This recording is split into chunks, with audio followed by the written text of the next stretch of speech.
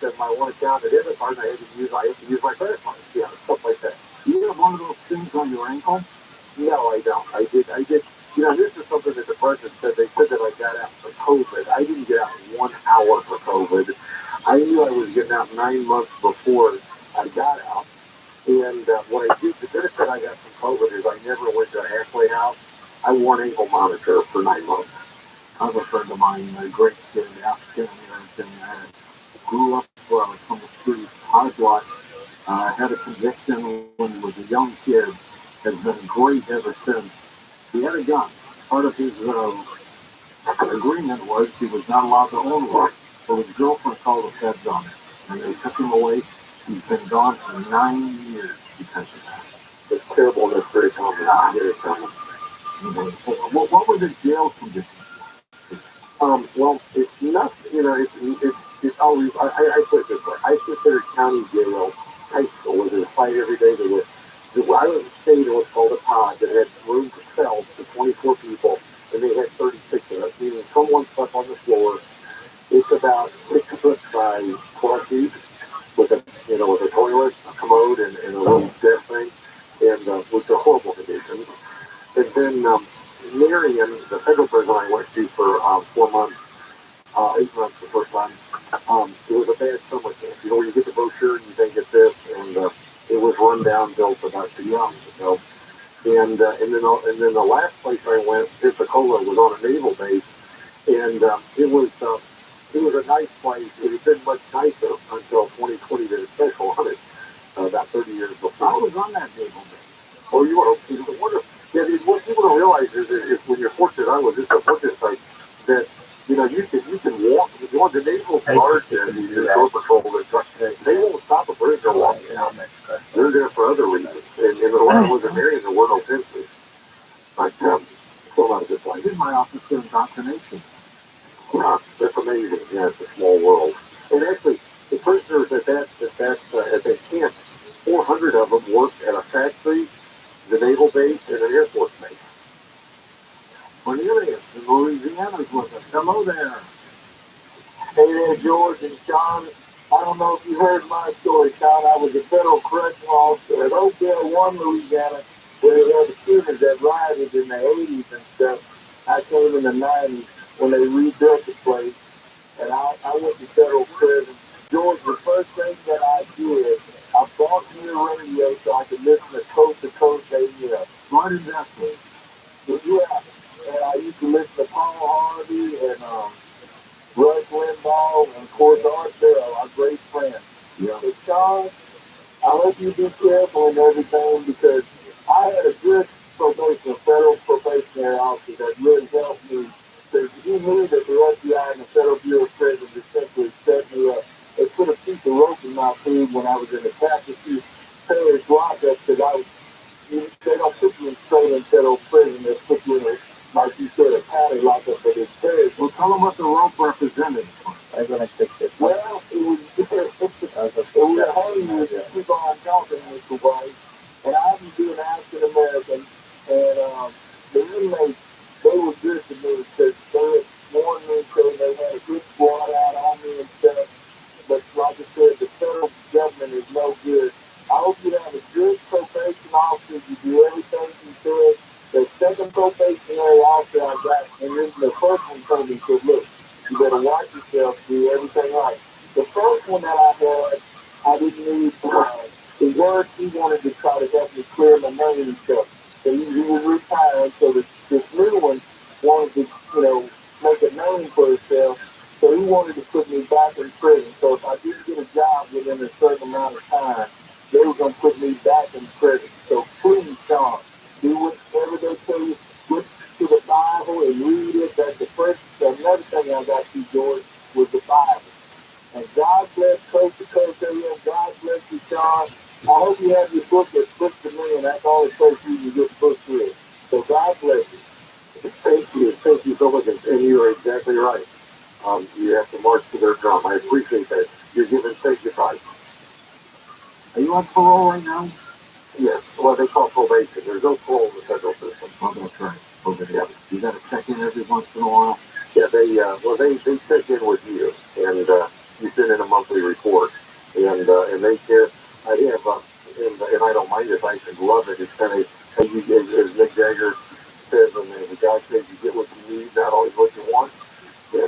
course, I have bad relationships. At varying times, I drive a school bus source from 5:30 a.m. until 8:30, and from 1:30 to 4:30, and I have 10 of the most wonderful African American middle school kids you can imagine, and they're like family. And so I do that, and that's my day job, and this is my night job. Did you do Uber or DoorDash or anything like that? I did do DoorDash, and the government, they don't care if you do it, they just won't count it as a job. Because it's not what you get, they want you to get a W. It is a job, it's a hard job. It's a hard job. What it costs, what it reinforced is I knew a lot about service the way I grew up. But I'm just amazed at one, what people will order. And, that somebody will spend $10 to get $5 worth of candy. I'm also amazed at how fast food restaurants are not fast, and how in St. Louis, since COVID, they don't even open. You can only go through the drive-thru. It's just, I think if my children all waited tables or had similar service jobs, I think everybody should do it. It's just an education in customer service, and it's like everything when you're brought up in our generation. You treat people like you want to be treated, and in race and age and nothing matters. You treat people right, the golden rule, and that seems to have been lost. You really see it in DoorDash. First time caller BJ in your neck of the woods, St. Louis. Hey BJ, you there? Yep, go ahead. Yeah, I used to call on John's company as a lender rep for the subprime lender that he doesn't always think too highly of. Small world, so. Yes, it is a small world. Hey, look, small thing. Who did you work for, if I may ask? Well, I worked for the First Banking Company. Oh, yeah, well, that was owned by National City. That's right. Yeah, that was the undoing of National. I didn't even know they owned National First Franklin until they tried to sell to Merrill Lynch in 2007 and 8. They basically gave it away, didn't they? Well, that's also Merrill Lynch and Bank of America. That's a cascading thing. Yeah, so you were at ground zero. You understand the subprime business far better than I do. They say we may be headed back to another one of those crashes. That's a good, I think the one, I will say that I think real estate is headed for certainly a big downturn. I won't know that I'd say crash because I'm not that smart. But I also don't think there's a risk in lending that there was 15 years ago. But there's still a lot of risk in it. And the problem you got in your earlier, yes, at the very beginning of your show said, mortgage rates are 6.4. Well, 2 years ago they were 2.7. And that's a big thing in housing and in commercial real estate. What was the crime that they claim you committed? Because it's not a crime to take a bank. I mean, that's a business move, right? Right. That is, but once you take one, they look at everything. What I did was, in the transaction, I was trying to replicate something that I'd seen someone do 30 years before. Actually, the man we bought our first bank from that made tens of millions of dollars. Is my co-defendant had bad loans at quite a few banks, and so we bought him at huge discounts from those banks. But I wouldn't lend him the money because I knew he had problems. But he found 3 qualified people that could pay the loan without any income from the loan. Okay. Mm-hmm. So so that the risk wasn't a bit bad. What happened, and all he had to do was he had to deal with them to where he would make commissions on selling them, and he would get paid for any improvements. And they would take the gains, and he had some kind of revenue split. I don't know what that was. That was between them. Along the way to that party, there was a loan at one of the banks we're buying from that he and I had at the corner of McKnight in Manchester, and it was going to be a Target. They had a signed contract, and in 2008, Target backed out, and that bank got very antsy, and they wanted their money. They called it. Well, they were going to call it. And they were going to come to me for the money, and I had lost so much money I couldn't do it. So we put it in the package. And all that had to happen was that he liquidated, because there was plenty of overage in that, it would have just disappeared. So it was only $200,000, but that's breaking the law. And you've got much exposure. You knew what was wrong. Oh, I totally knew what was wrong. Absolutely. And I would have, but he had such success at liquidating situations like that himself. Back to what I said earlier, what he thought is once we got those banks off his back, not only took advantage of me, but he took advantage of 3 men that were his friends. Absolutely. John, we're out of time. Good luck with the book, The Great Choice. And I hope maybe it turns into a movie one day, huh? Well, let's hope so. Thank you for your time, and thank your guests for listening. I love your show as an AM and a PM, and stay in touch. I'll see you next time I'm in LA, I promise. All right, you be good. John Hayes, former banker, did his time 8 years. Came out and wrote the book, The Great Choice, which is available all over the place, and his website is linked up at coast-to-coast.com. Up next, we talk about the other side. Don't forget to watch our TV show, Beyond Belief with George Norrie. Simply go to beyondbelief.com.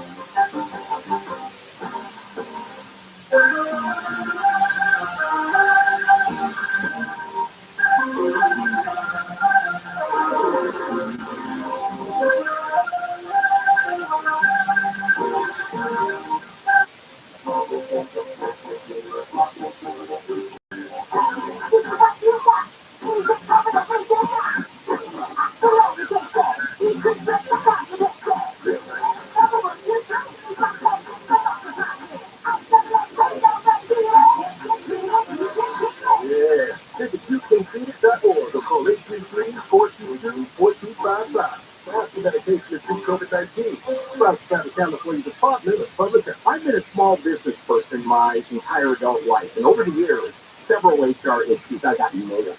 I could never afford an HR person. But there's an answer, Bambi.com. And with Bambi, you get an HR person starting at just $99 per month. And I thought this was too good to be true. This is real. Bambi helps you deal with your HR problems, like writing HR policies, sexual harassment training, hostile work environment, termination, if that was my problem, people complaining about other employees, all putting you and your business at risk.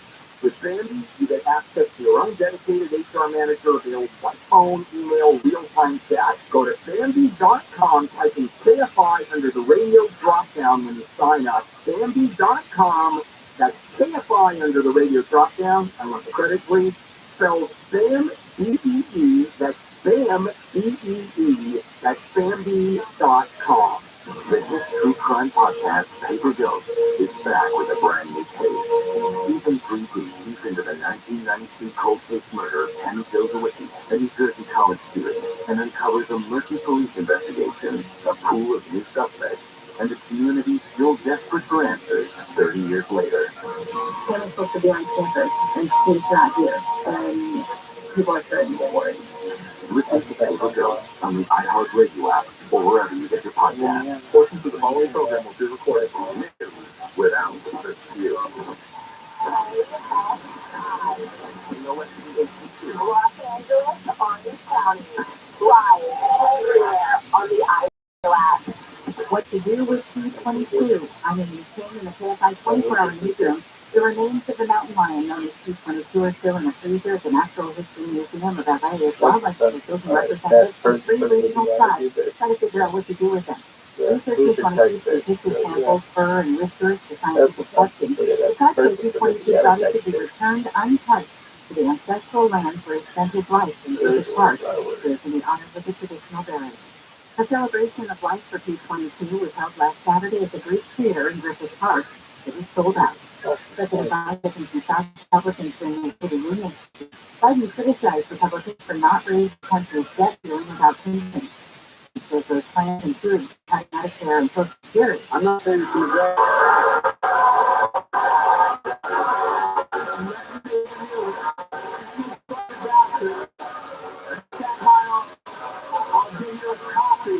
I'll give you a copy of the proposal. Biden says he wants the wealthy to pay what he calls their fair share. Arkansas Governor Sarah Huckabee Sanders said in a Republican response he didn't believe a single word of Biden's speech. He says he's been taken over by the radical left and will continue to destroy the country if left unchecked. A new generation of Republican leaders are stepping up, not to be caretakers of the status quo, but to be change makers for the American people. The 21-foot shot with 11 seconds left in the third quarter has made LeBron James the NBA's career scoring leader. LeBron topped Kareem Abdul-Jabbar's 39-year-old record at Crypto.com Arena against the Oklahoma City Thunder last night. James stopped after James set the record. Abdul-Jabbar handed James the basketball to survive the passing of the court. People riding the Pirates of the Caribbean ride at Disneyland had to walk the plank to see the boat that was taking on water. The person on the boat Saturday posted video on social media showing passengers being rescued by the Disneyland Fire Department. Both stranded for about an hour. Southland weather from KFI, sunny tomorrow with highs in the upper 60s to mid-70s. Even warmer for Thursday with highs in the 70s to low 80s. Back in the 70s again Friday, a slight chance of showers late Saturday and early Sunday. 56 in Long Beach, 50 in Dana Point, 51 Ladera Ranch, 53 in Baldwin Park. We lead local in the KFI 24-hour newsroom. I'm Amy James.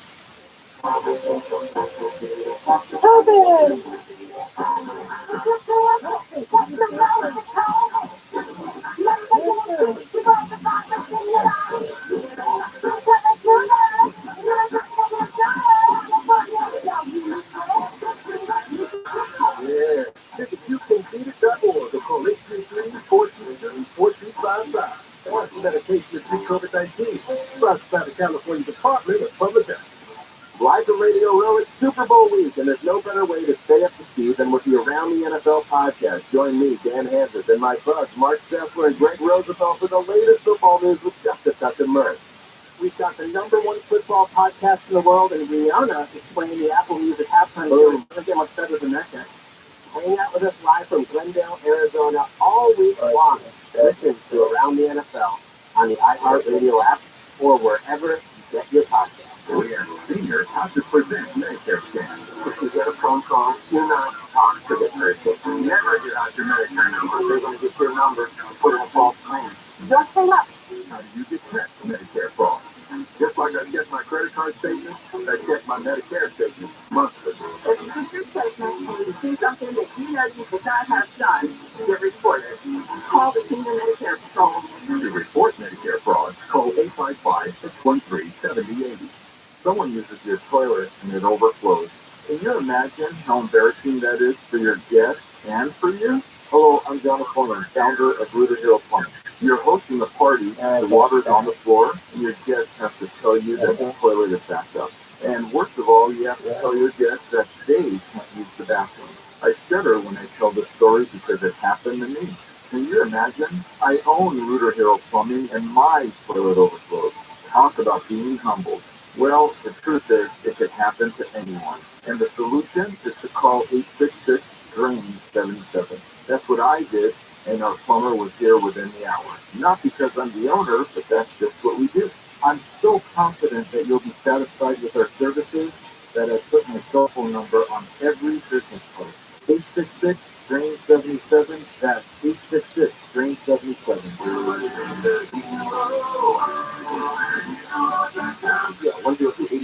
This is Jacob Armani. If you've been in an accident, call 844-24-JACOB. I'm sick of their fantasy interpretations of the world. It's really worn out and tired. They're wrong. They've been proven wrong. Enough of these people. I'm not spending the rest of my life arguing with crazy people. Somebody commits a crime, you put them in jail. Done again. Then they can't commit another crime for a while. Live 1 to 4 p.m. on KFI and on demand anytime on the iHeartRadio app. The complaint crowd is exponentially larger than the advocacy crowd. It's just the advocacy crowd. They get donations. This is their job. What they do for a living. They're financed by wealthy people who's taking this on as a cause. Done again. If it's whack-a-mole, then keep whacking them. Live 1 to 4 p.m. on KFI and on demand anytime on the iHeartRadio app. The people in prison committed the crime, period. And that's all that matters. The color of their history doesn't matter. They committed the crime. And gangs aren't in the business of crime. Done again. They don't do anything else but commit crime all day. Live 1 to 4 p.m. on KFI and on demand anytime on the iHeartRadio app. KFI, AM 640. It's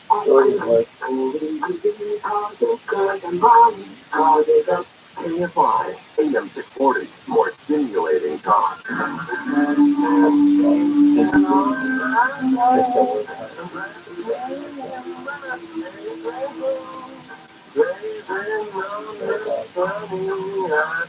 Don't get into all the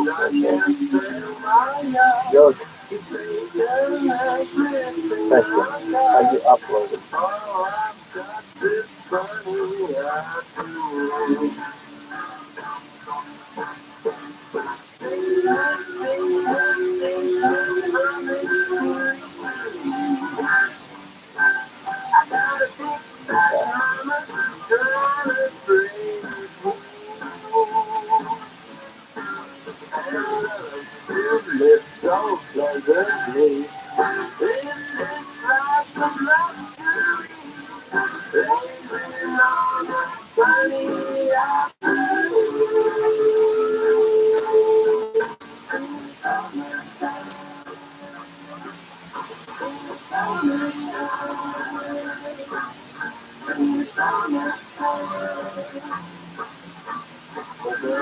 Coast to coast and worldwide on the internet.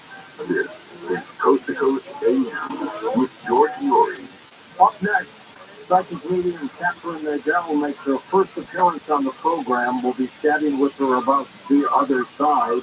And later on, when we take calls, of course, you can ask your questions about being a psychic or a medium. And if you want a specific reading, she'll need a specific question from you, and she'll take it away. Wherever you may live, whatever certain areas you might be in that have some kind of trouble, earthquakes, for example, the horrible situation over in the Middle East. TRUMAN has been a leader in emergency radios for decades with the highly rated CT Solar Observer. We all know prices have gone up all over the place, but TRUMAN is dropping the price to $49.99. TRUMAN's CT Solar Observer AM and FM weather radio can be powered by a hand crank, a solar panel, or common AA battery. It's got a built-in flashlight and has the ability to charge a smartphone in a pinch. It's a very dependable emergency radio with superior reception and audio, something everyone should have. The CT Solar Observer is the perfect choice. Highly recommend. This week only, get the CT Solar Observer for only $49.99 by calling TRUMAN now, 1-800-522-8863. That's 1-800-522-8863, or visit them at their website, tcrane.com.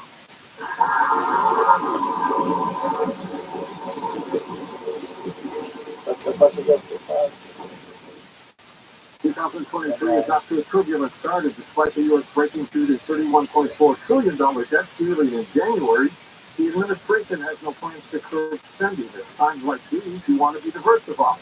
At times like these, you want to have physical gold and silver on hand, and you can buy it at BullionMax.com/post. That's right. BullionMax will ship the gold and silver fully insured directly to your door. Think about that. Gold and silver are the world's oldest, most proven form of currency. It's there for you when inflation soars, when other assets go sideways, when the lights go out. To get started, go to BullionMax.com/post and purchase your silver starter kit. Get 6 ounces of solid silver, including a limited vintage Aztec calendar coin, something Bullion Max and I set up just for you listeners. Again, go to BullionMax.com/post now to purchase your silver starter kit and take the first step to building an emergency reserve of gold and silver. BullionMax.com/post. BullionMax.com/post.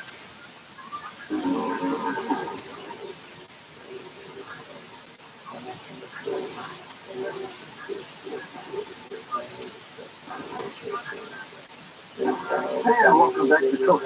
George Lori with you. Catherine Nadell is an author, retired Army colonel, nurse, psychic medium, and clairvoyant.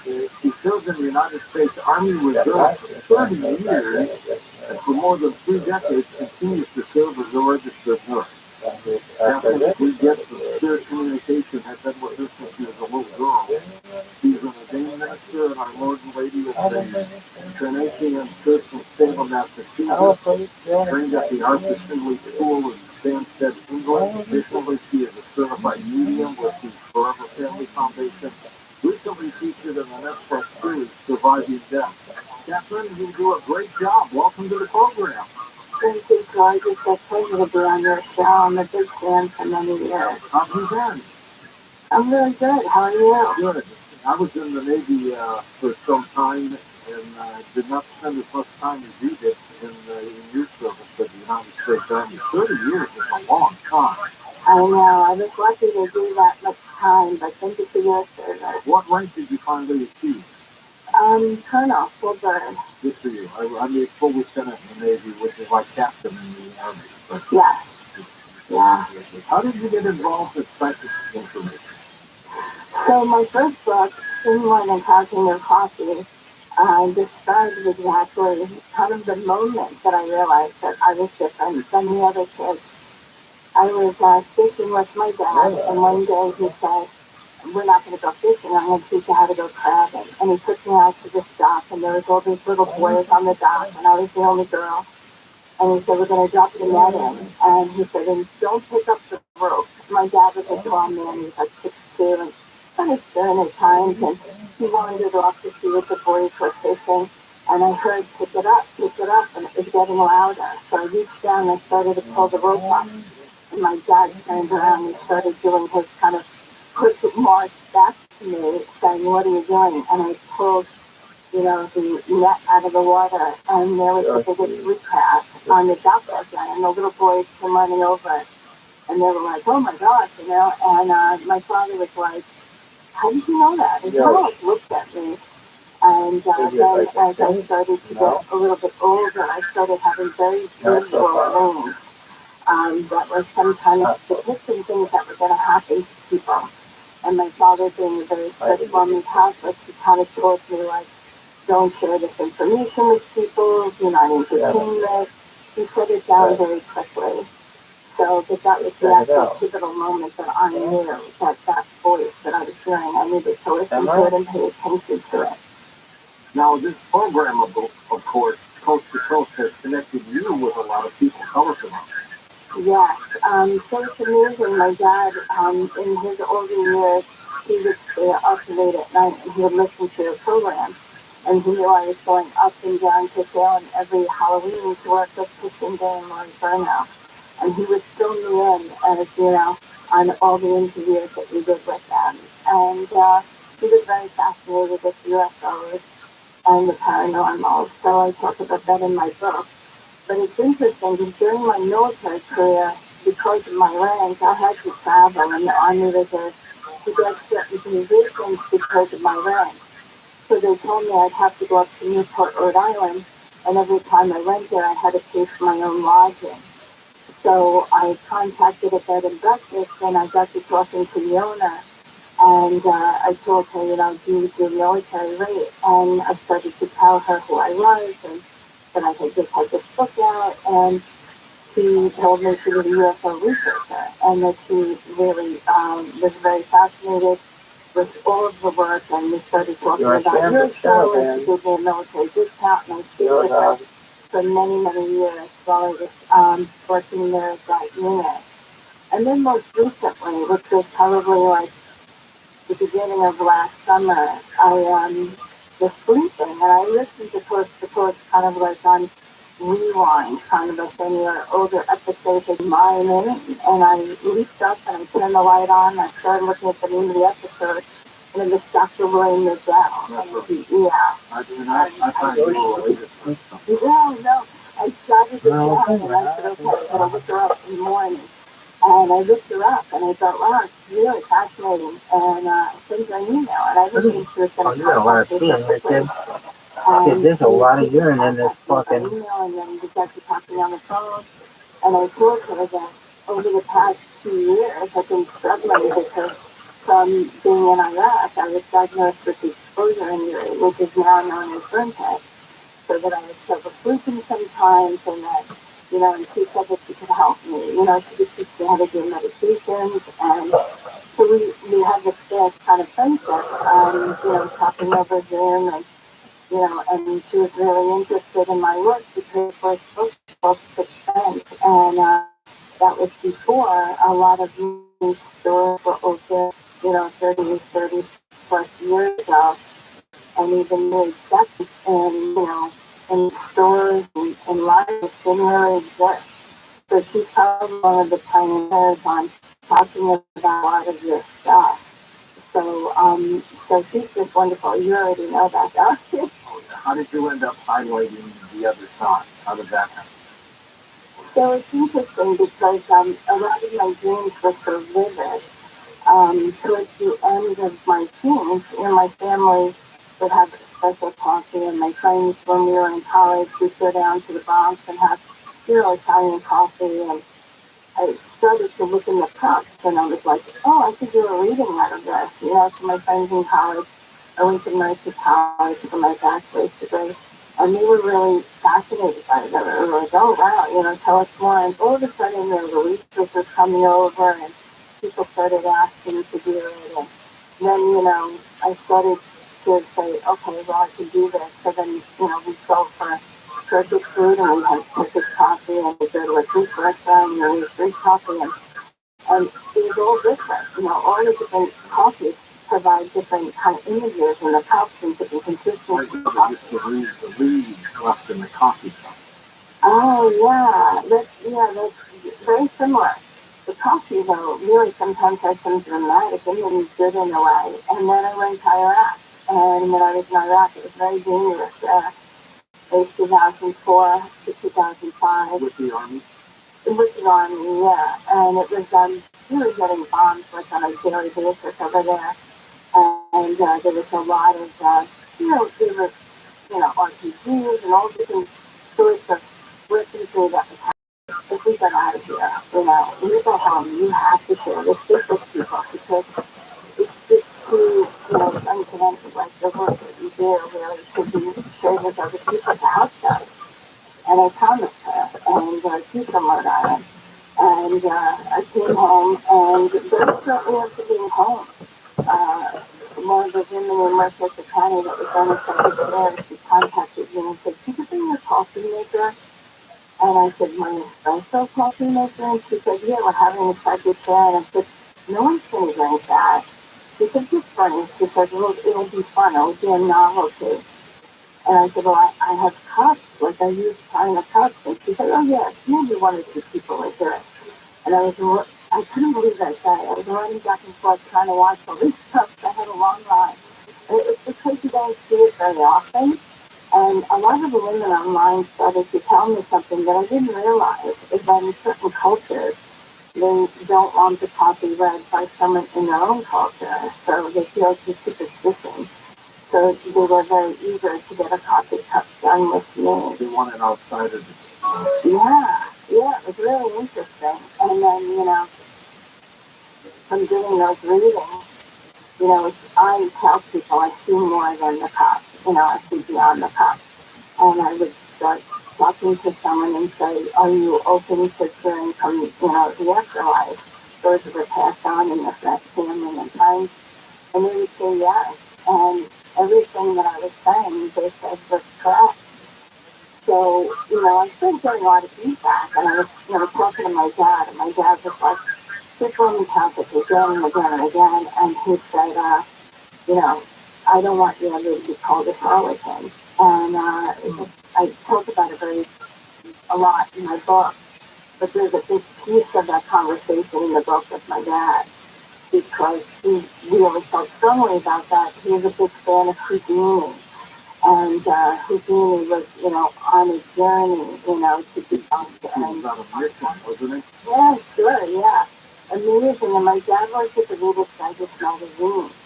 And in 1981, they published an article about Houdini. And I didn't realize that. My dad started to tell me all these facts about Houdini and Houdini's life. And I didn't know that he followed him so much, So my dad said, like, is there any way you could be tested? And I said that I had heard about Arthur Finley. And my dad said, well, if you can go, you should go. Because you should really know if they think you can do this. Not just, people in Manchester that are at the psychic fair. So I went over to Arthur Finley and I worked with the British tutor Monkey. And she validated it. I actually was in the smallest class, 9 students. And I said, geez, I'm just a beginner. It turned out it was the top class. And I came home and I said, Dad, they said that I can do this. And I became friends with Suzanne Northrop. I'm sure you know her very well. And She's one of the pioneers. She goes back many, many years ago. And she was doing a workshop at Omega. And then going to her workshop, she told me that she was certified through the Forever Family Foundation. And she encouraged me to try, to be certified there. And they're very strict and have very high standards. And it's a wonderful organization. And it was started by Bob and Fran Ginsberg after their daughter passed away. The book you have is "To Dance by the Light of the Moon." You have cats all around it. I know, it's so weird, I know. So I got certified by Forever Family, and they were just recently, like you said, featured in Netflix special. Why cats all around? So cats are very healing. They're my favorite pet. I've had a few pets in my life. My current pet, who's very popular on social media. Her name is Meg Ryan. I got her during COVID. She was from the shelter. Her name is Meg Ryan? Meg Ryan. I know. I got her through a shelter because some family during COVID dropped her off. And it turns out they dropped her off because she wasn't well. She has a chronic illness. She has she has chronic pancreatitis for a cat. It's sometimes common in older cats. And so I took her and I made her well, and I continue to make her well every day. But cats are very healing. My best friend Cookie, she was living in Connecticut, and she and I dedicated ourselves to help her mother during hospice care. And the cat kept falling in the room and sitting underneath the hospice bed. Really? Yeah. And the hours before her mom was changing, the cat left the room. And that's when the family knew that it was probably coming closer to that time. And another wonderful story about how intuitive cats are is my cousin Tommy. He was a patient at the New Jersey VA, and he was going back and forth and getting radiation treatment. And he would come home and lay on his couch, and he'd call me on the phone. And one day he called me on the phone and said, "I can't believe it," because I thought it was just, like a fluke, he said. But every time I lay on the couch, radiation, the cat climbs up and lays right on where they give me radiation. And that was like one of my last great conversations with him, because he was so excuse me and say, "Oh, yeah, okay, what do you see now, Pat?" He was like a healthy skeptic. So cats really are very intuitive.